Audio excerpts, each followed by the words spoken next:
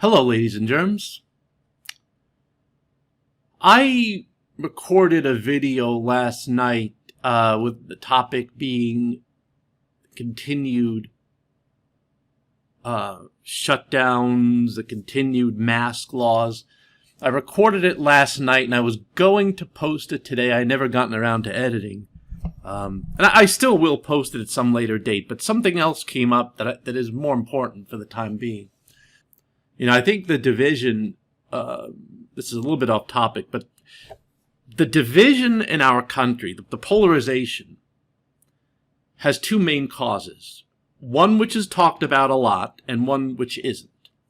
I think the obvious answer is that, well, people don't talk to each other anymore. It's all about social media. When you're talking behind a keyboard on an anonymous account, it's very easy to be, it's very easy to insult someone that you don't know in person. So I think that's part of the reason, but I don't think that's the root cause. I really don't. I think there's another reason that people don't talk about. Not that it's verboten, but I just don't think it occurs to many people.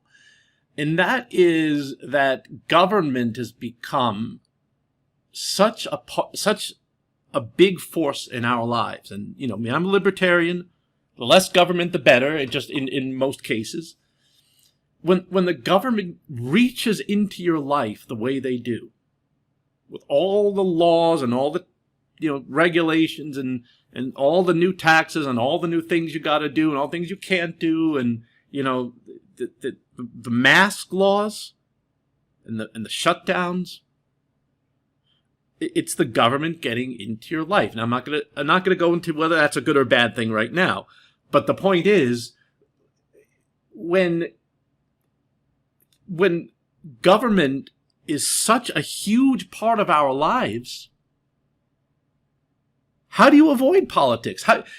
Everything in our everyday lives has some political component to it. 200 years ago, most Americans didn't care who the president was. They didn't care who was on the Supreme Court because government was small. They were unintrusive. The president really didn't do much but handle foreign affairs anyway. I mean, it was all state and local, So who was on the Supreme Court, who was in the White House, didn't really matter. But on to the main topic here. Today's 9/11, and I put up a big post earlier about the story of that day, and so I'm not going to go into that now. I'm not going to repeat that. But after 9/11, there was a phrase, a slogan: never forget. Ladies and gentlemen, we've forgotten. I hate to be the bearer of bad news, but we have officially forgotten. The NFL, when it was just a few players kneeling, I said, well, I don't like it. They should stand for the anthem, but I'm not going to ruin my Sunday because of it. Fine. Kneel down, get it out of your system, and play ball. But it didn't stop there. I don't think I can watch the NFL this year, if we're being quite honest. Half-filled stadiums, now you got social justice slogans in the end zone. I think there's a bigger problem than that. We have forgotten who we are. We have forgotten 9/11. We are not unified as a country. We can't agree on basic principles. How united were we after 9/11, after the first Gulf War? Go get, Bin Laden. We gotta go get Bin Laden. We need to get him. And we were united. I mean, George W. Bush had something like a 90% approval rating. How often does that happen? And we agreed that we had a common enemy, Islamic terrorism, and then we needed to defeat it. I've always wondered, and this is what I'm about to say is going to be very controversial, but I'm going to say it anyway. And I'm not. I know a lot of people watching this are Democrats or vote Democrat, and I'm not directing this at you individually. But I have to wonder The Democrats seem to have a cozy relationship, or at least, or at least stand in defense of Islam. If you criticize anything about Islam, you're an Islamophobe. You don't want Sharia law in your neighborhood, you're an Islamophobe. You're a bad person. And the Democrats and the left, they claim to care about women's rights. They claim to care about the rights of gays and lesbians and transgender, all good stuff. But how do women get treated in Islamic countries? How do gays get treated in Islamic countries? For a long time, this made absolutely no sense to me. And then it occurred to me. And I came to a very disturbing conclusion. The far left, and I'm not talking about your average run-of-the-mill Democrats here. I'm talking about the extreme far left, the leftmost 5-10% of our country. The enemy of my enemy is my friend. And who is that common enemy? It's the United States of America. And more generally, it's Western civilization. I could come up with no other conclusion.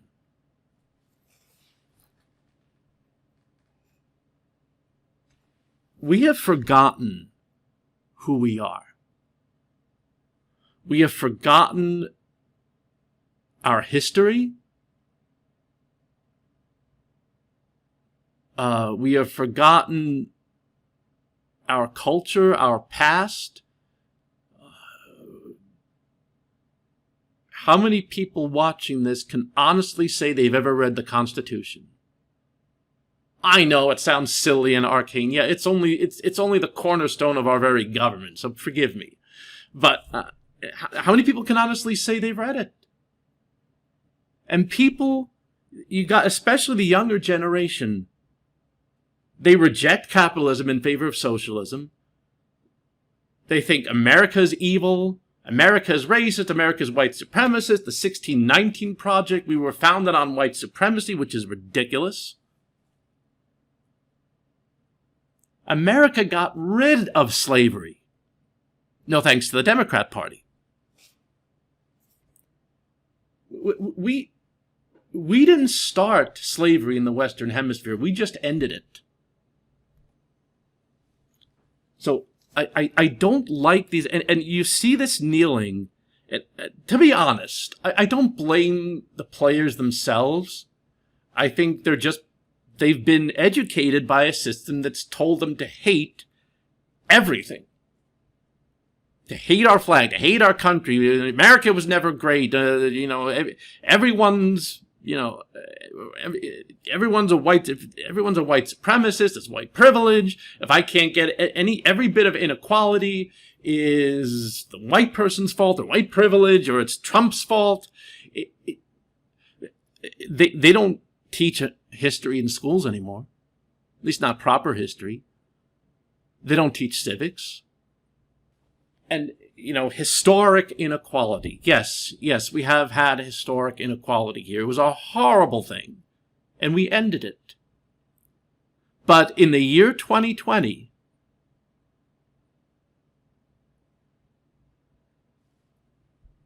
we have the most tolerant, diverse, and accepting nation that ever existed anywhere in the world.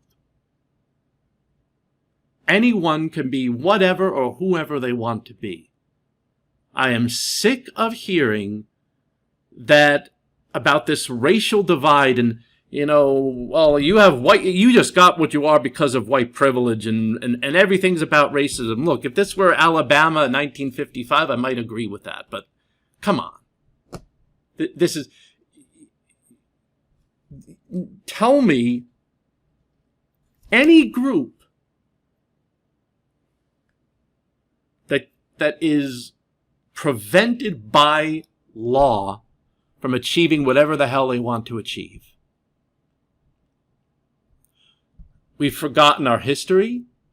People talk about taking down the Electoral College or taking down statues. They don't care about history anymore. They don't know about history. They don't learn history.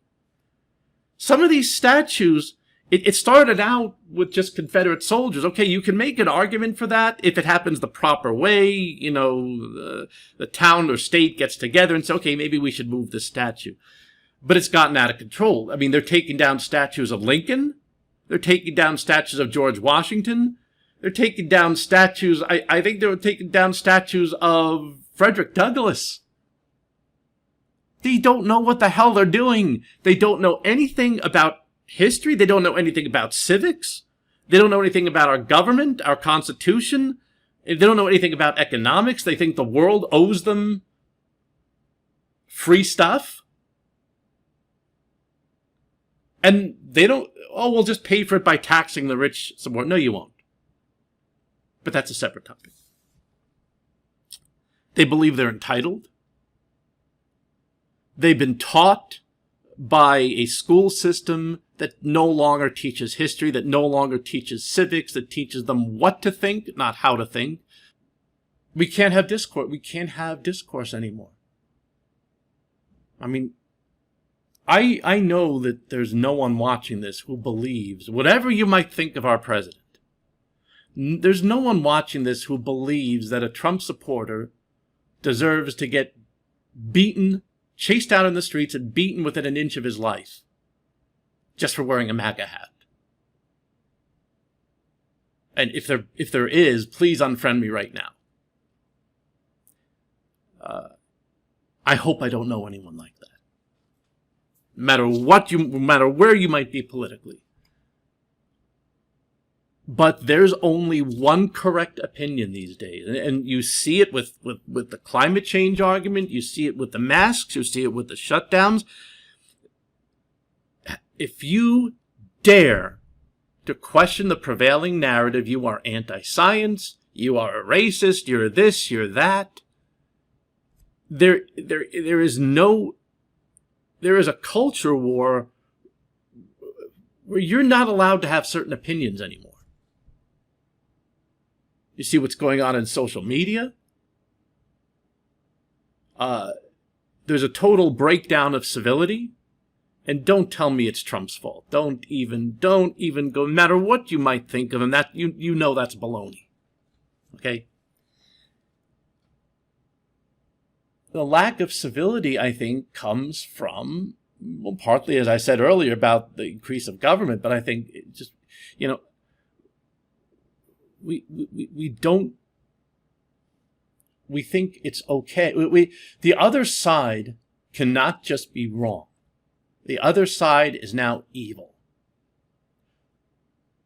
We can't agree to disagree anymore. You know, if you espouse a conservative viewpoint, oh, you watch Fox News too much. You have no idea how incredibly insulting that is. You watch too much Fox News. And I'm talking to one of you in particular. The implication there is that, well, you only believe what you believe because you've been mesmerized by Fox News. You automatically believe whatever they tell you, and you're too stupid and uneducated to think for yourself. That's what it says. I said I knew I wasn't going to keep from making this political, but I can't avoid it.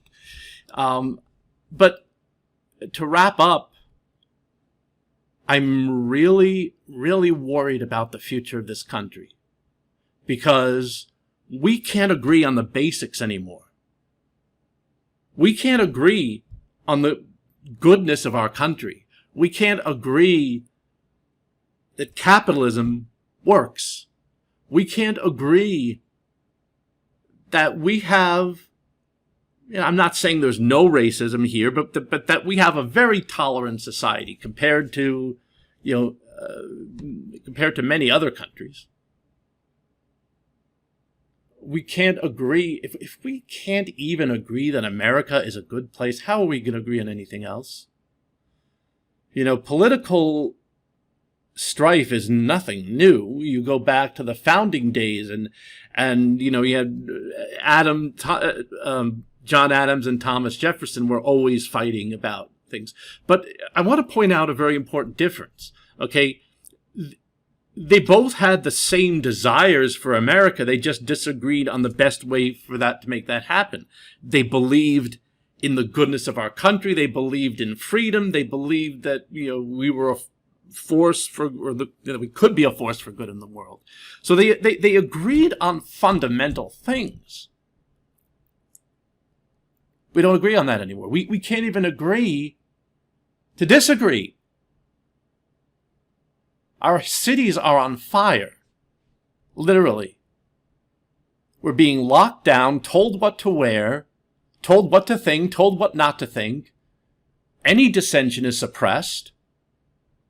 I mean, George Orwell couldn't have written this any better. We are heading, I believe, for either a societal collapse or a civil war.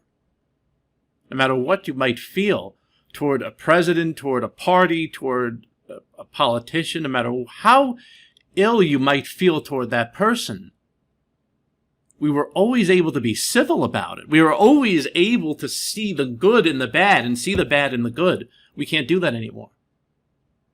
You agree with me or you're an evil person. You blindly accept everything we tell you regarding climate change. You better stop driving your cars, stop flying airplanes, stop eating meat, go completely solar, or you're and if you don't agree with us on every single hysterical conclusion we come to, then you are denying the very existence of science. How stupid is that? But that's where we are. Civil discourse is gone. Journalism is gone. Patriotism is gone. Pride is gone. Our history is gone. We're not allowed to know our history. We're not allowed to be proud to be proud to say you're proud to be American is now considered white supremacist. I kid you not. That is what the far left is now saying. Everything is racist. To be proud of your country is white supremacist. To say may the best man win, or best person win even. May the best person win is now a microaggression. Boys can be girls, girls can be boys. Everything's racist. We're a horrible country. We want to tear down our economic system. We want to tear down our Constitution. We want to tear down the Electoral College. I mean, this is a mess. This is only going to get worse regardless of what happens on November 3rd. But November 3rd, I'm sorry to say this, and this may insult some people, but this is not an ordinary election. This is an election between good and evil. This is an election about, do we agree we're a good country, or do we not? Do we want to tear it up and replace it with something out of George Orwell? Because that's where we're headed. That is where we're headed. This book is coming to life. We're seeing it happen before our very eyes. This is not conspiracy, nor is it a theory. It is fact. It is happening all around us. So, to conclude, I don't believe it's too late to avoid this catastrophe, but we got to make up our mind very quickly. Whose side are we on? And I don't mean like Democrat or Republican. When I say whose side are we on America's side? Or are we on the globalist side? I'm afraid, though, there are a lot of people on this other side who don't agree. And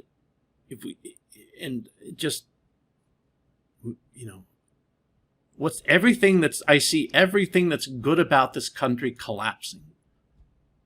Our economic system, our social system, basic civics, basic civility, it's gone. And if we don't get it back very soon, I don't want to think about the consequences. Do you tear down a wall in a house if you don't know it's a load-bearing wall or not? If you're going to tear down a wall, you better damn know why it was there in the first place.